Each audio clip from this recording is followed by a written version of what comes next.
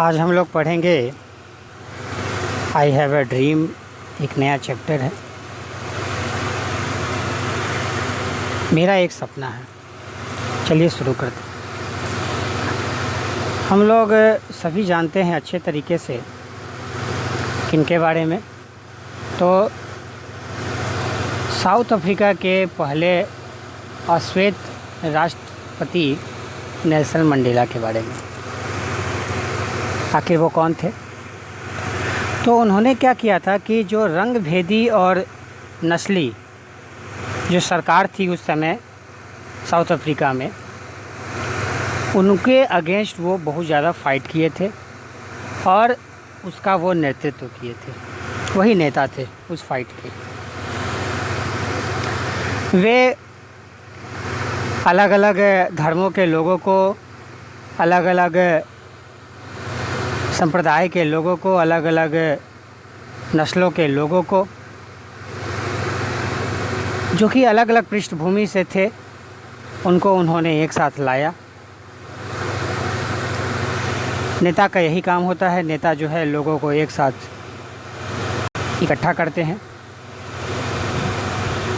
बहुत सारे लोग उकसाते भी थे उनको। बहुत सारा उकसाने का मतलब होता है किसी को हिंसा के लिए या किसी को किसी गलत स्टेप उठाने के लिए उकसाना।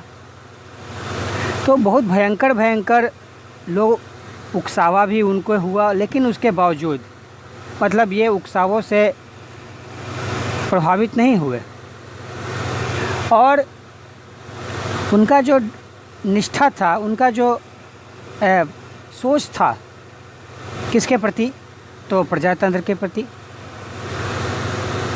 बराबरी के प्रति, समानता के प्रति और सीखने के प्रति ये कभी डगमगाया नहीं। मतलब ये कभी कम नहीं हुआ। वे कहते थे, नेल्सन मंडेला कहते थे कि महात्मा गांधी जो है उनकी प्रेरणा है। मतलब उनको प्रेरणा कहाँ से मिलता था? तो महात्मा गांधी से उनको प्रेरणा मिलता था। अब हम लोग थोड़ा सा देखते हैं मार्टिन लूथर किंग जूनियर, जिनका ये स्पीच है, वे कौन है। तो मार्टिन लूथर किंग जूनियर एक बहुत बड़े ऊर्जावान अमेरिकी नेता थे, जिन्होंने जो वहाँ पे नस्ल के आधार पे, जाति के आधार पे, धर्म के आधार पे जो भेदभाव हो रहा था अमेरिका में, उसके अगेंस्ट वे खड़े हो गए। और साथ ही साथ वहाँ जो ब्लैक पीपल थे, अश्वेत लोग थे, उनको नागरिकों का अधिकार नहीं प्राप्त था। तो उनको नागरिक अधिकार प्रदान करने के लिए वो उठ खड़े हुए। नीचे दिए गए जो उदाहरण है, मतलब जो हम लोग आगे स्टडी करने वाले हैं, जो आपका स्पीच है, ये उनके युगांतकारी का मतलब होता है जो एक युग को बदल दे। जैसे कैसे इंजन के आविष्कार ने एक युग को बदल दिया, आग के आविष्कार ने एक युग को बदल दिया, लोहा या तांबा या मेटल के आविष्कार ने एक युग को बदल दिया। ठीक उसी प्रकार से उनका ये जो भाषण था ये युगांतकारी था। और उस भाषण का नाम क्या था? आई हैव अ ड्रीम। तो आगे हम लोग स्टडी करेंगे उस भाषण के बारे में।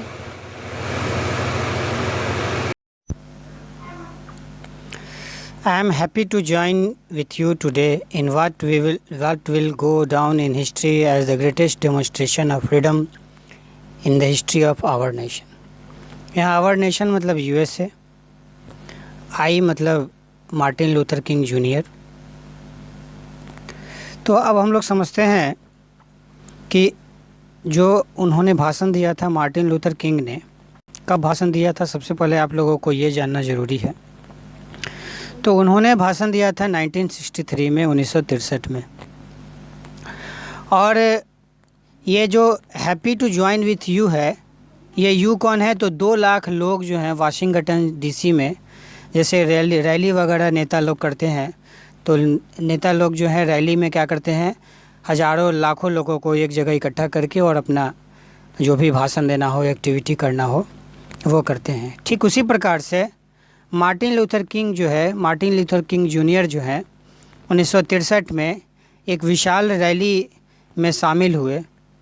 तो वो बोल रहे हैं I am happy to join with you, कि मैं जो है आप लोगों से को शामिल करके बड़ा प्रसन्न हूँ।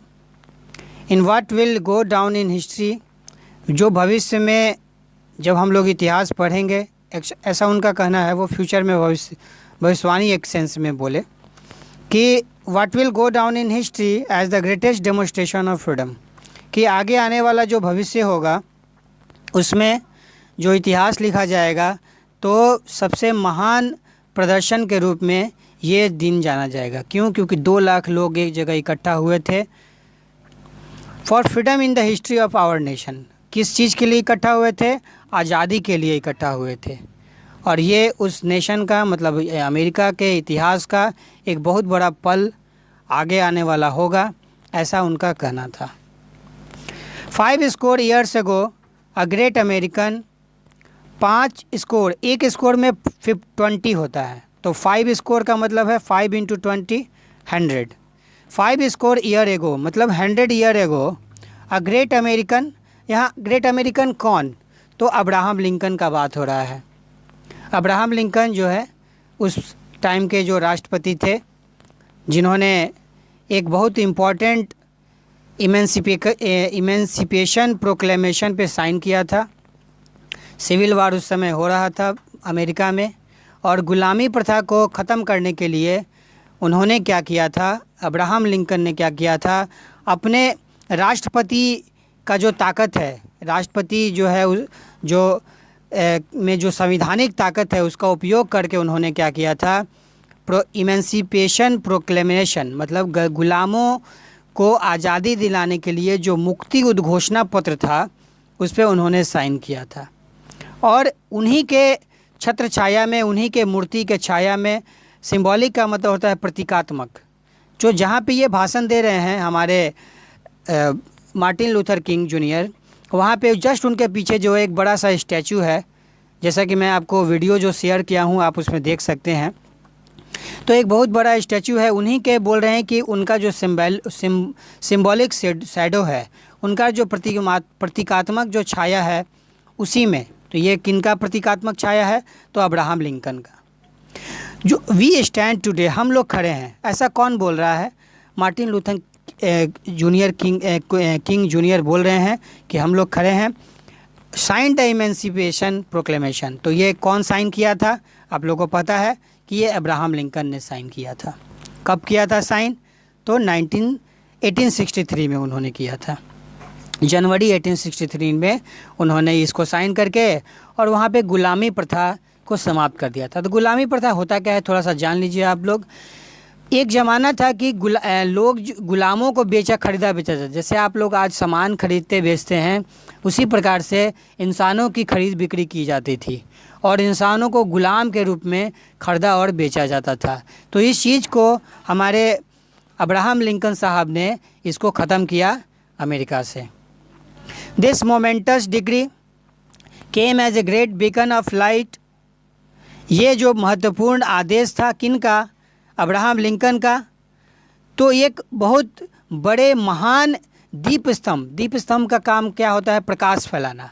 तो ये जो आदेश आया था वो एक प्रकार का प्रकाश था, एक बहुत बड़ा प्रकाश था, दीप लाइट को चारों तरफ फैलाने वाला था। किस प्रकार का लाइट? तो लाइट ऑफ होप, आशा की किरण। किनके लिए आशा की किरण? तो लाखों जो निगरो लोग थे। अब निगरो समझिए, निगरो कौन है? तो जैसे हम लोग हिंदू हैं, मुसलमान हैं, सिख है, कोई जीव है, कोई अलग है, चाइनीज़ है, तो इसी प्रकार से निगरो एक प्रकार की जाति होती है, जाति समूह होती है। तो लाखों जो निगरो लोग थे, जो निगरो गुलाम थे, उनके लिए ये आशा की किरण थी। क्या आशा की किरण थी? ये जो इमेंसिपेशन प्रोक्लेमेशन साइन किया गया था किनके द्वारा? अब्राहम लिंकन के द्वारा।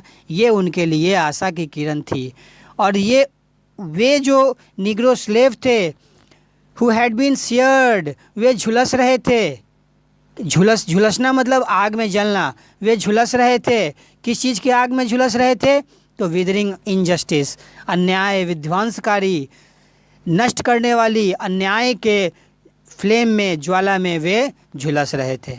मतलब कहने का अर्थ है कि निग्रो लोगों को, ब्लैक पीपल को, अश्वेत लोगों को अमेरिका में उस समय न्याय नहीं मिल रहा था 100 साल बीतने के बावजूद। मतलब 1863 में आपका वो प्रोक्लेमेशन साइन हुआ और ये जो भाषण है 1963 में हो रहा है। तो सोचिए 100 साल बीतने के बाद भी जो निग्रो लोग हैं वो आज भी उनको न्याय नहीं मिल पा रहा था। उस समय तक उनको 100 साल बीतने के बावजूद उनको न्याय नहीं मिल पा रहा था।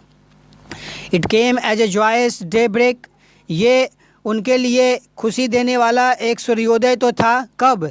100 साल पहले जब ये साइन हुआ था इमेंसिपेशन प्रोक्लेमेशन।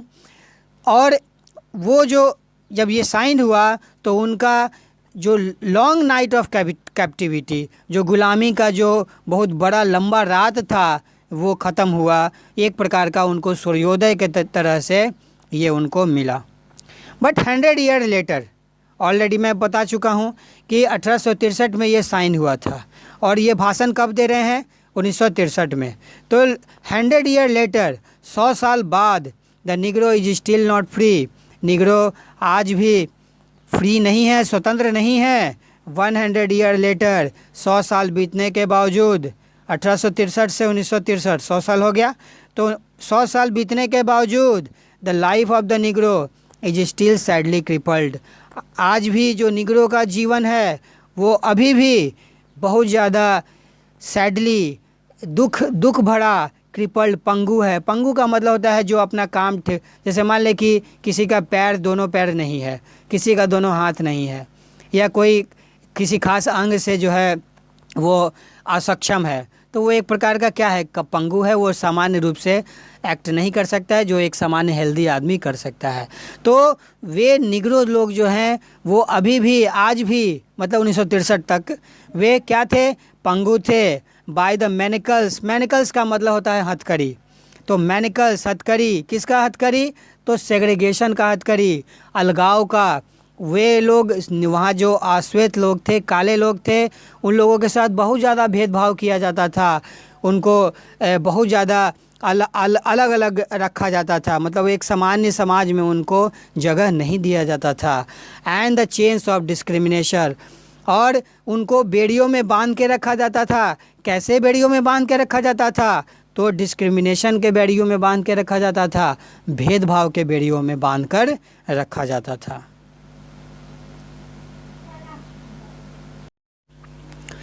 100 ईयर्स लेटर, 100 साल बीतने के बाद, मतलब 100 साल बाद। 100 साल क्यों बोल रहा है ये? तो 100 साल इसलिए बोल रहा है क्योंकि 1863 में अमेरिका में अब्राहम लिंकन ने एक उद्घोषणा पत्र पे साइन किया था और उस उद्घोषणा पत्र से के साथ ही वहाँ पे गुलामी प्रथा का अंत हो गया था। और जब ये भाषण दे रहे हैं मार्टिन लूथर किंग, तो वो 1963 में वो भाषण दे रहे हैं, तो ये घटना का 100 साल बीत गया है। The negro lives on a lonely island of poverty, negro रहते हैं, कहाँ रहते हैं? एक ऐसे आइलैंड पे रहते हैं, एक ऐसे द्वीप पे रहते हैं। द्वीप उस जगह को कहते हैं, उस एरिया को कहते हैं जो चारों तरफ से पानी या समुद्र से घिरा होता है, उसको द्वीप कहा जाता है। तो निग्रो रहते हैं एक ऐसे द्वीप पर, और द्वीप कैसा है? तो गरीबी का द्वीप है। ठीक है, यहाँ पे द्वीप ही क्यों इस्तेमाल किया गया? तो द्वीप इसलिए इस्तेमाल किया गया क्योंकि उस समय जो ब्लैक लोग थे, वो अश्वेत लोग थे, उनके साथ बहुत ज़्यादा सेग्रीगेशन किया जाता था, बहुत ज़्यादा डिस्क्रिमिनेशन किया जाता था। सेग्रीगेशन का मतलब होता है अलग थलग रखना और डिस्क्रिमिनेशन का मतलब होता है भेदभाव। इसीलिए इसको आइलैंड ऑफ पॉवर्टी से हमारे मार्टिन लूथर किंग जूनियर जो हैं वो बोलते हैं। और साथ ही साथ वो बोल रहे हैं कि वो एक लोनली आइलैंड है, वो एकांत है, निर्जन है, ऐसे आइलैंड पे निग्रो रहते हैं। और कहाँ रहते हैं? In the midst of a vast ocean of material prosperity, और उस आइलैंड के आसपास क्या है? तो एक बहुत बड़ा भौतिक दौलत, समृद्धि। अब हम लोग समझते हैं मटेरियल प्रॉस्पेरिटी का मतलब क्या होता है। तो मटेरियल प्रॉस्पेरिटी का मतलब होता है कि जैसे आपका धन है, आपका दौलत है, आपका ज़मीन है, आपका मकान है, आपकी जो सारी सुख सुविधाएं हैं, वो सारी ही चीज़ें मटेरियल प्रॉस्पेरिटी के नाम से जानी जाती हैं। तो है तो निग्रो के चारों ओर, निग्रो जिस आइलैंड पे रहते हैं, जिस गरीबी के आइलैंड पे रहते हैं, उसके चारों ओर बहुत विशाल सा समुद्र है। और किस चीज़ का समुद्र है? तो मटेरियल प्रॉस्पेरिटी का समुद्र है। उसी बीच हमारे निग्रो जो हैं रहते हैं। ये किन का कहना है? तो मार्टिन लूथर किंग जूनियर का कहना है। 100 years लेटर, 100 साल के बाद, the Negro is still languishing in the corner of the American society. Negro आज भी लैंग्विश कर रहे हैं, दिन काट रहे हैं, जैसे तैसे अपना समय गुजार रहे हैं, कष्ट में, परेशानी में वे अपना समय बिता रहे हैं। और कहाँ पे समय बिता रहे हैं? तो अमेरिका के एक ऐसे समाज में जो कोने थोने में अलग थलग पड़ गया है। कोना क्यों? क्योंकि कोना जो है वो मेन समाज में उनको जगह नहीं दिया गया है। कहीं एक कोना में जो डिजेक्टेड कोना है उसमें उनको जगह दिया गया है। And finds himself an exile in his own land. Exile का मतलब होता है देश निकाला। देश निकाला, पहले के ज़माने में राजा लोग क्या करते थे कि यदि कोई बड़ा गलती करता था तो उसको जो है यदि मृत्युदंड सज़ा नहीं देना हो तो देश निकाला किया जाता था, देश से बाहर निकाल दिया जाता था। तो अपने ही जगह में, अपने ही लैंड पे ये निग्रो जो हैं वो देश निकाला निर्वासित जीवन व्यतीत कर रहे हैं। मतलब उनके साथ इतना ज़्यादा भेदभाव, उनके साथ इतना ज़्यादा सेग्रीगेशन का माहौल वहाँ पे बना हुआ है अमेरिका में। So we have come here today to dramatize an appalling condition. सो हम लोग यहाँ पे आए हैं आज मतलब 1963 को हम लोग आज यहाँ आए हैं क्या करने के लिए? प्रदर्शित करने के लिए, ड्रामेटाइज करने के लिए, दिखाने के लिए, शो करने के लिए। क्या शो करने के लिए? एन अपलिंग कंडीशन, एक भयंकर अवस्था। ये किसकी अवस्था है? निग्रो लोगों की खराब अवस्था को हम लोग शो करने के लिए आए हैं, प्रदर्शित करने के लिए आए हैं। In a sense we have come to our nation's capital. सही अर्थ में या सही मायने में हम लोग कहाँ आए हैं? हम लोग अपने नेशन, अपने देश, अपने यूएसए के कैपिटल में आए हैं। कैपिटल उस समय और आज भी वाशिंगटन डीसी जो है अमेरिका का, यूएसए का कैपिटल आज भी है, उस समय भी था। तो ऐसा मार्टिन लूथर किंग जूनियर बोल रहे हैं कि हम लोग जो हैं अपने कैपिटल में आए हैं, अपने नेशन के कैपिटल में आए हैं। क्या काम करने के लिए आए हैं? To cash a cheque. Bank का एक चेक होता है जिससे कि पैसा जो है आप चेक बैंक में लेके जाइएगा तो बैंक जो है उस चेक में जितना पैसा लिखा रहता है वो आपको दे देता है। तो कि कैश चेक, हम लोग चेक को कैश करने के लिए आए हैं, मतलब पैसा निकालने के लिए आए हैं। और ये चेक कैसा है आगे आपको पता चलेगा कि ये वो बैंक वाला चेक नहीं है। ये चेक अभी हम समझा रहे हैं आपको। अब हम लोग चेक समझेंगे ये कैसा चेक है। When the architect of our republic wrote the magnificent word of constitution, जब संविधान को निर्माता, यहाँ पे आर्किटेक्ट का आप मतलब निकालिएगा निर्माता, जब हमारे संविधान को बना रहे थे, जो हमारे संविधान को बनाने वाले थे, वास्तुकार थे, तो जब वे लोग हमारे रिपब्लिक का, हमारे गणतंत्र में क्या होता है? एक प्रकार का डेमोक्रेसी होता है और लोग जो हैं अपने नेता को, अपने लीडर को चुनते हैं। तो ये हमारे डेमोक्रेटिक को जो बनाने वाले थे उन्होंने बड़े बड़े शब्दों को लिखा था। किस चीज़ में लिखा था? संविधान में लिखा था। और साथ ही साथ डिक्लेरेशन ऑफ इंडिपेंडेंस, स्वतंत्रता का उद्घोषणा किया था कि हम अब स्वतंत्र हो गए हैं। जैसे हमारा भारत 1947 में 1947 में स्वतंत्र हुआ, ठीक उसी प्रकार से अमेरिका जो है, जैसे हमारे भारत पे यूनाइटेड किंगडम ब्रिटिश राज था, ठीक उसी प्रकार से अमेरिका में भी उस समय ब्रिटिश राज था। और 4 जुलाई 1776 को 1776 को जो अमेरिका जो है वो ब्रिटेन के ग़ुलामी से, यूनाइटेड किंगडम के ग़ुलामी से, ग्रेट ब्रिटेन के ग़ुलामी से आज़ाद हुआ। तो जब उस समय डिक्लेरेशन ऑफ इंडिपेंडेंस हो रहा था, दे वर साइनिंग ए प्रोमिसरी नोट, तो वे जो वास्तुकार थे, वे लोग जो संविधान को लिख रहे थे, उन्होंने एक वचन पत्र, वचन मतलब होता है वादा, किसी से वादा करना, तो वे लोग वादा लिख रहे थे, वादा का कागज़ लिख रहे थे। क्या लिख रहे थे? To which every women was to fall heir. और वे एक ऐसा कागज़ लिख रहे थे कि वे कह रहे थे क्या कि आगे आने वाला हर अमेरिका वासी जो है उसका एक उत्तराधिकारी होगा। उत्तराधिकारी का मतलब समझिए कि जब भी कोई राजा जो है अपने मरने के पहले अपना एक उत्तराधिकारी जो है चुन लेता है, उसका सामान्य रूप से उनका बेटा, उसका राजा का बेटा या कोई और फैमिली का मेंबर जो है वो राजा बनता है। या ऐसे भी हम लोग के समाज में क्या होता है कि जो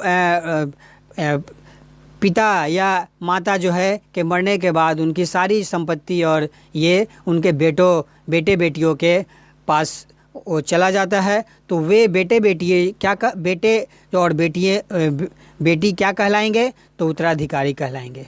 तो ये जो वचन पत्र था, जो आर्किटेक्ट लिख रहे थे, वे ये वचन पत्र लिख रहे थे कि आगे आने वाले जो हर अमेरिकी जो होंगे वे जो है उनके उत्तराधिकारी होंगे।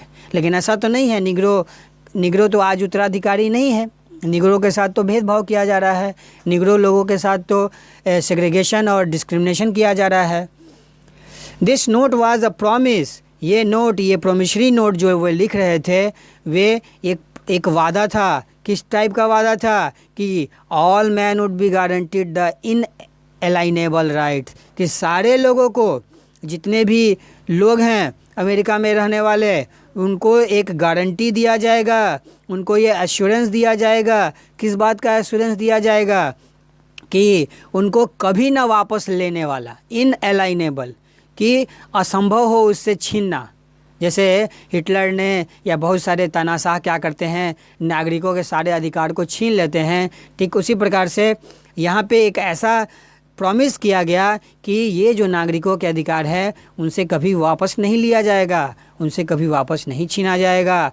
और ये कैसे अधिकार के बारे में बात किया गया था उस प्रोमिसरी नोट में? लाइफ को, जीवन के बारे में, लिबर्टी, स्वाधीनता, स्वतंत्रता के बारे में, and the pursuit of happiness. और हर इंसान जो है अपनी खुशी के लिए आगे अग्रसर रह सके, आगे बढ़ सके, आगे चल सके, इस बात का जो है प्रॉमिस किया गया था उस प्रोमिसरी नोट में, उस संविधान में, जिस संविधान को अमेरिका के जो आर्किटेक्ट हैं, जो वास्तुकार थे उस संविधान के, वो लिख रहे थे। इट इज़ ऑब्वियस टुडे, लेकिन यह स्पष्ट है आज मतलब 1963, यह स्पष्ट है आज कि America has defaulted on this promissory note. America ने उस वादा को निभाया नहीं, अमेरिका ने उस वादा खिलाफ़ी किया, उस वादा को नहीं निभाया। क्या किया? इन सो फार, जहाँ तक किसका से संबंधित है? Citizen of colour. यदि यहाँ पे सिटीजन ऑफ कलर जो है निग्रो को कहा जा रहा है, अश्वेत लोगों को कहा जा रहा है, ब्लैक पीपल को कहा जा रहा है, कि उन ब्लैक पीपल को जहाँ तक उनसे संबंधित बात है, उनको जो है कोई भी जो वादा किया गया था वो वादा जो है, वादा निभाने में जो है अमेरिका चूक गया। उस वादा, कहने का मतलब है कि निग्रो लोगों को वो सुविधा नहीं मिल पाया, वो उत्तराधिकारी जो बनाया गया था संविधान के द्वारा, वो सारी सुविधाएं जो हैं निग्रो लोगों को, ब्लैक पीपल को नहीं मिल पाई। Instead of honoring this sacred obligation, instead of का मतलब होता है के बजाय, और ऑनरिंग का मतलब होता है सम्मान करना। सेक्रेट का मतलब होता है पवित्र, और ऑब्लिगेशन का मतलब होता है दायित्व। दायित्व का मीनिंग ये समझिए कि जैसे हम लोग को अपने माता पिता का सेवा करना चाहिए, या देश के प्रति हमारा कुछ दायित्व है, तो instead of honoring this sacred obligation, उस पवित्र ऑब्लिगेशन, किस पवित्र ऑब्लिगेशन का बात कर रहे हैं? Martin Luther king. तो यहाँ पे देखिए, यहाँ पे कौन सा जो ये प्रोमिसरी नोट में वादा किया गया था, इस का बात कर रहे हैं यहाँ पर कि उस जो वादा किया था उन लोगों ने जो संविधान को लिखने वाले थे, तो उसको सम्मान न करने के बजाय उसका उनका दायित्व था, लेकिन उनका सम्मान नहीं किए वो लोग। America has given the negro people a bad cheque. उसका सम्मान नहीं किया। और कैसे सम्मान नहीं किया? तो अमेरिका ने क्या किया, निगरो लोगों को एक खोटा चेक दे दीजिए। जैसे आप लोग सुने होंगे खोटा सिक्का, जो बेकार है, जो यूजलेस है, जिसका कोई इस्तेमाल नहीं है। तो ठीक उसी प्रकार से अमेरिका के संविधान ने दिया तो था एक चेक, लेकिन वो चेक कैसा निकला? खोटा निकला, यूजलेस निकला। Which has come back marked insufficient fund. और जब निगरो लोग गए उस चेक को भजाने के लिए जो कि उनके संविधान में लिखा हुआ था, तो उस पर पीछे लिखा हुआ मिला, क्या मिला? इनसफिशिएंट फंड, कि उसमें पैसे ही नहीं है। मतलब हम एक एग्जांपल से समझिए कि हम एक चेक लेके गए और बैंक को दिए कि भाई हमको एक चेक दिया है मेरा एक मित्र, आप हमको पैसा दे दीजिए। तो बैंक वाला बोला कि आप जिस अकाउंट से पैसा मांग रहे हैं उस अकाउंट में तो पैसे ही नहीं हैं। उसी को हम लोग बोलेंगे इनसफिशिएंट फंड, अपर्याप्त कोष या अपर्याप्त, उसमें पैसा ही नहीं है कहने का मतलब। But we refuse to believe that the bank of justice is bankrupt. लेकिन हम लोग इस बात को इनकार करते हैं। ऐसा मार्टिन लूथर किंग का कहना है कि हम लोग इस पे भरोसा नहीं करते हैं कि जो न्याय का जो बैंक है, जो न्याय का जहाँ न्याय जमा है, वो दिवालिया हो चुका है। एक सामान्य बैंक तो दिवालिया हो सकता है। दिवालिया का मतलब होता है कि अब मान लें कि कोई कंपनी अपने को दिवालिया घोषित करती है, तो कहती है कि भाई अब हम आगे बिजनेस नहीं कर सकते हैं क्योंकि मेरे पास पैसा नहीं है। एक इंसान भी अपने को दिवालिया घोषित करता है, और जब दिवालिया घोषित हो जाता है तो वो फर्दर जो है, जो भी उसका ऋण है, वो जो भी उधार लिया रहता है बैंक से या कहीं से, तो वो सारा कुछ माफ़ हो जाता है। तो bank of justice is bankrupt. तो मार्टिन लूथर किंग जूनियर कह रहे हैं कि हम लोग इनकार करते हैं इस बात को स्वीकार करने के लिए कि जो न्याय का जो बैंक है वो दिवालिया हो चुका है। We refuse to believe that there are insufficient fund in the great vaults of opportunity of this nation. हम लोग इस बात को अस्वीकार करते हैं, हम लोग नहीं मानेंगे इस बात को कि हमारे महान तिजोरी में, किस चीज़ का तिजोरी? तो अपॉर्चुनिटी। तिजोरी किस चीज़ का? तो अवसर का। ये पैसा का बात नहीं कर रहे हैं मार्टिन लूथर किंग, ये तिजोरी का बात कर रहे हैं, अवसर का तिजोरी। और महान अवसर का तिजोरी उस देश का, मतलब अमेरिका का, जो अवसर जो है बहुत सारे हैं। कहने का ओवरऑल मतलब है कि अमेरिका में बहुत सारे अवसर हैं, और इसलिए जो मार्टिन लूथर किंग है वो इस बात पे भरोसा नहीं करेंगे कि वहाँ पे इनसफिशिएंट फंड है, वहाँ पे पैसा नहीं मौजूद है। उनका कहना है कि पैसा बहुत ज़्यादा अनलिमिटेड मात्रा में मौजूद है। पैसा मतलब अवसर, यहाँ पे वो कहना चाह रहे हैं पैसा का मतलब अवसर। So we have come to cash this check. सो हम लोग यहाँ पे जमा हुए हैं। याद कीजिए, मैं पहले ही बता चुका हूँ कि कहाँ जमा हुए हैं। तो so we have come to cash this cheque. हम लोग यहाँ जमा हुए हैं क्या करने के लिए? उस चेक को कैश करने के लिए, उस चेक को भुनाने के लिए, उससे पैसे निकालने के लिए। ये पैसा कोई पैसा नहीं है, ये पैसा है अवसर प्रदान करने का। A check that will give us upon demand the riches of freedom. और एक ऐसा चेक जो हम लोगों को देगा, जब हम लोग मांगेंगे वो चेक जाके जमा करेंगे कहाँ पे? बैंक ऑफ जस्टिस में, न्याय के बैंक में। तो जब हम लोग डिमांड करेंगे तो हम लोगों को क्या देगा? रिचेज ऑफ फ्रीडम देगा, समृद्धि देगा। किस चीज़ का समृद्धि देगा? तो स्वतंत्रता का, फ्रीडम का एक चेक समृद्धि देगा। और क्या देगा? द सिक्योरिटी ऑफ जस्टिस देगा, और न्याय का सुरक्षा भी प्रदान करेगा। कौन सा चेक ये प्रोवाइड करेगा? जो वो लेने के लिए उस जगह पे इकट्ठे हुए हैं। We have also come to this hallowed spot. Hallowed मतलब होता है सम्मानित, बहुत ज़्यादा सम्मान। याद कीजिए, मैं पहले ही बता चुका हूँ आपको कि जहाँ पे ये भाषण हो रहा है वहाँ पे एक बड़ा सा मूर्ति है अब्राहम लिंकन का। तो we have also come to this hallowed spot. हम लोग आए हैं इस प्रतिष्ठित बहुत ज़्यादा फेमस जगह पर टू रिमाइंड अमेरिका को याद दिलाने के लिए। क्या याद दिलाने के लिए? The fierce urgency of now, कि आप अभी तुरंत कीजिए, अभी तुरंत न्याय दीजिए। किसको न्याय दीजिए? निग्रो लोगों को न्याय दीजिए। और तत्काल करने की यह आवश्यकता है और सख्त यह आवश्यकता है कि अभी ही उस जो है न्याय जो है किसको दिया जाए? निग्रो लोगों को न्याय दिया जाए। This is no time to engage in the luxury of cooling off. ये समय नहीं है कि अब हम लोग शांति से बैठे कूल ऑफ करें कि हाँ भाई ठीक है मिल जाएगा, अरे शांत रहो, मिल जाएगा। अब ये करने का समय नहीं है। और to take the tranquilizing drug of gradualism, और जो लोग ये भरोसा दिलाते हैं कि अरे धीरे धीरे हो जाएगा, धीरे धीरे सब ठीक हो जाएगा, और शांत करते हैं, एक ऐसी दवाई से शांत करते हैं कि अरे धीरे धीरे सब ठीक हो जाएगा, धीरे धीरे, तो ये लेने का अब समय नहीं है और नहीं अब शांत करने का समय है।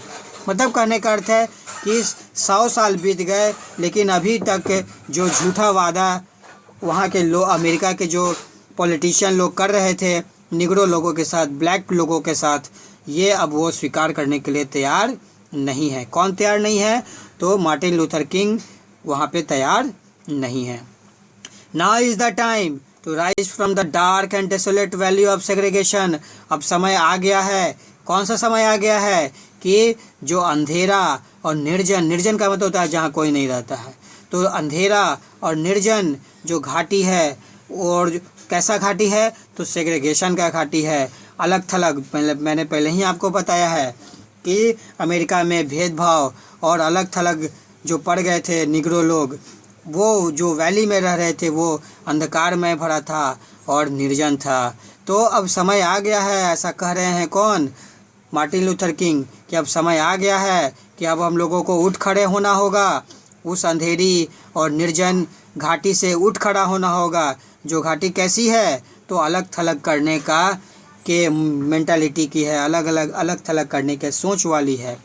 To the sunlit path of racial justice, और उठ खड़ा होकर किधर की ओर जाना होगा?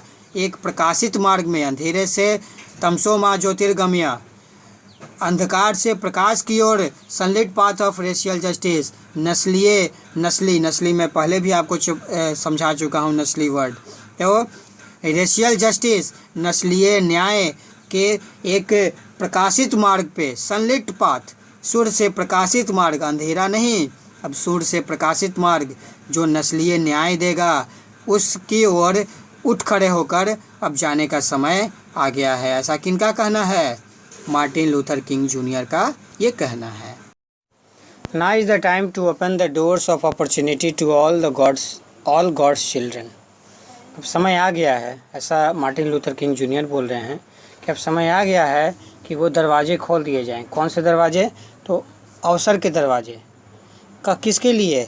तो ईश्वर के सभी बच्चों के लिए। यहाँ ईश्वर के सभी बच्चों का मतलब है कि अमेरिका के हर निवासी, चाहे वो गोरे हो या काले हो, हर लोगों के लिए न्याय का दरवाज़ा और अवसर का दरवाज़ा जो है खोल दिया जाए। Now is the time to lift our nation from the quicksand of racial injustice. Quicksand का मतलब होता है बालू वाली दलदल। एक बार जब आप बालू वाले दलदल में फंसते हैं तो फंसते चले जाते हैं, तो वहाँ से बाहर निकालने का बात कर रहे हैं मार्टिन लूथर किंग जूनियर कि नाउ इज़ द टाइम, अब समय आ गया है निकालना हमारे नेशन को, हमारे राष्ट्र को बाहर निकालना। कहाँ से बाहर निकालना? तो बालू वाली दलदल से बाहर निकालना। और वो बालू वाली दलदल क्या है? तो एक रेशियल इनजस्टिस का है, जो नस्लीय जो अन्याय जो हो रहा था वहाँ पे, गोरों के लिए अलग कानून था, कालों के लिए अलग कानून था, तो ये जो इनजस्टिस हो रहा था उससे बाहर निकालने के लिए समय आ गया है। To the solid rock of brotherhood, और साथ ही साथ भाईचारा का एक सॉलिड रॉक, ठोस चट्टान अब बनना चाहिए, ऐसा मार्टिन लूथर किंग जूनियर का मानना है।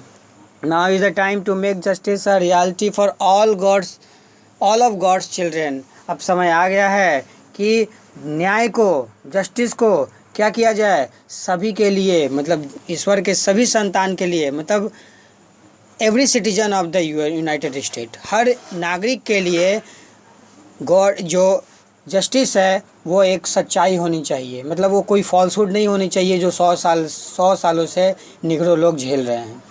There will be neither rest nor tranquillity in America, कोई भी रेस्ट नहीं होगा, ना शांति होगा, ना मतलब रेस्ट मतलब ना कोई आराम होगा, ना कोई शांति होगा अमेरिका में। कब तक? कब तक नहीं तो Negro is granted his citizenship right, जब तक के लिए निग्रो को नहीं दिया जाता है। क्या नहीं दे दिया जाता है? नागरिकों का अधिकार नहीं दे दिया जाता है। The whirlwind of revolt will continue to shake the foundations of our nation, और ये जो चक्रवात है, ये बवंडर है, ये विद्रोह का वो बवंडर है, वो हिलाता रहेगा। किसको हिलाता रहेगा? तो फाउंडेशन ऑफ आवर नेशन, हमारे राष्ट्र के फाउंडेशन को। फाउंडेशन का पहले मतलब समझ लीजिए। कोई भी जब हम लोग मकान बनाते हैं तो मकान को बनाने के लिए सबसे नीचे जो आपका पिलर दिया जाता है, वही पिलर जो है वो फाउंडेशन कहलाता है। तो to shake the foundations of our nation, कि वो जो हमारे राष्ट्र का जो फाउंडेशन है उसको शेक करता रहेगा। क्या शेक करते रहेगा? ये निग्रो लोगों का विद्रोह उसको हिलाता रहेगा। Until the bright day of justice emerges, जब तक कि जो न्याय का जो ब्राइट डे है, चमकीला डे है, मतलब सूर्योदय है, जब तक ले बाहर ना आ जाए तब तक ले ये चक्रवात विद्रोह जो है चलता रहेगा अमेरिका में।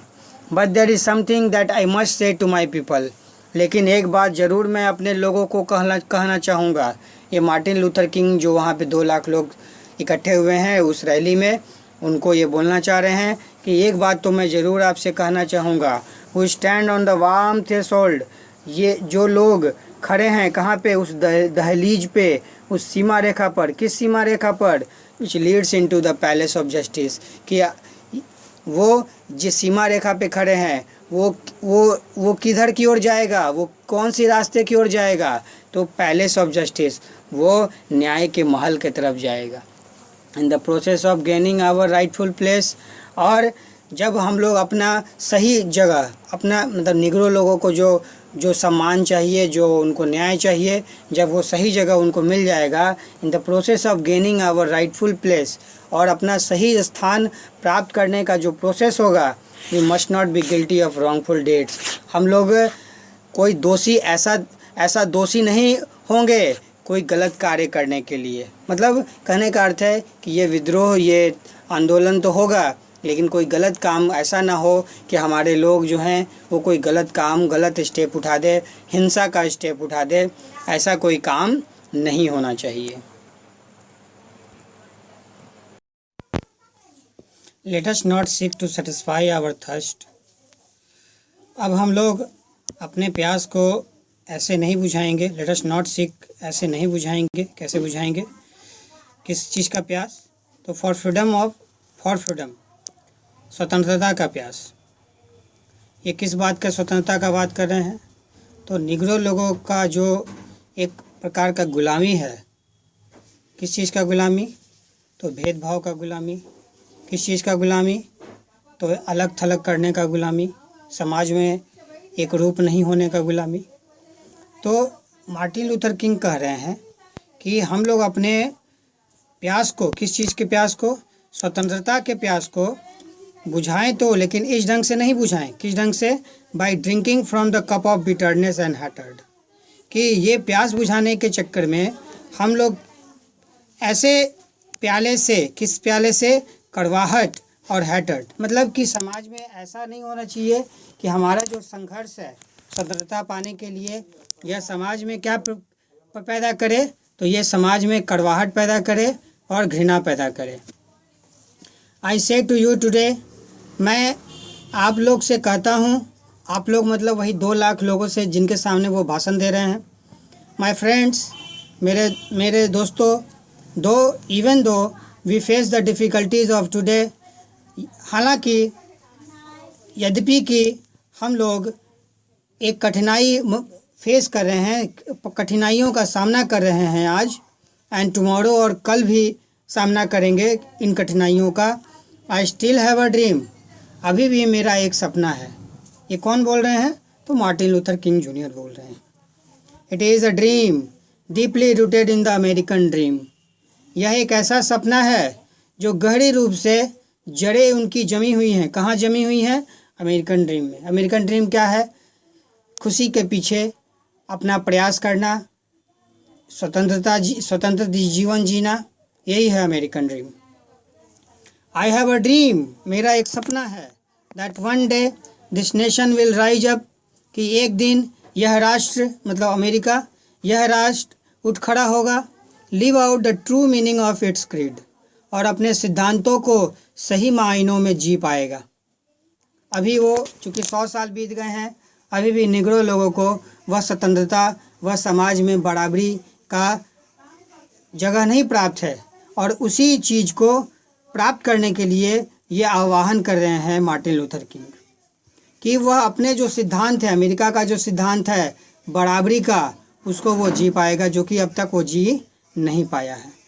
We hold this truth to be self evident, हम लोग मानते हैं, क्या मानते हैं? कि यह जो सच्चाई है वह स्वतः प्रमाणित है, मतलब इसको किसी सबूत का ज़रूरत नहीं है, यह खुद से अपने आप प्रमाणित है, किसी सबूत का इसको ज़रूरत नहीं है।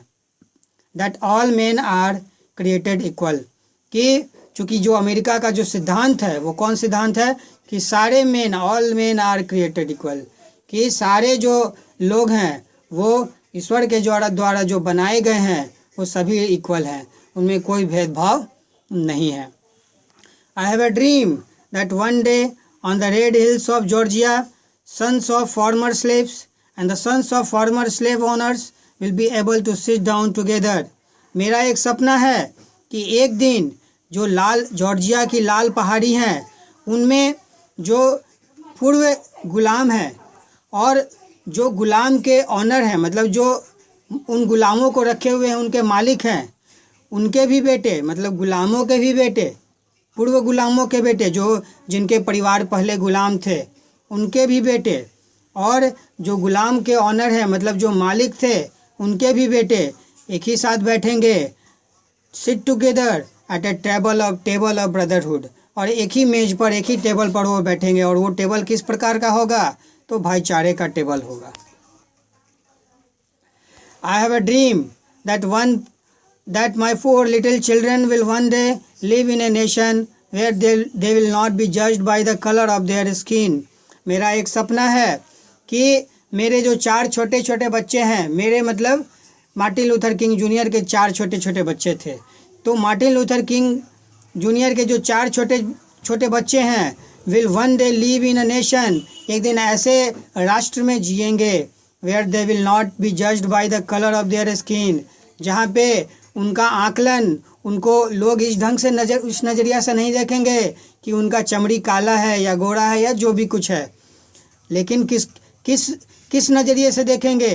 By the content of their character, उनके आचरण कैसा है, उनके आचरण का में क्या है, ये इस नज़रिए से देखेंगे, मतलब वे अच्छे हैं या बुरे हैं इस नज़रिए से देखेंगे, वे स्किन कलर के आधार पे उनको जज नहीं करेंगे।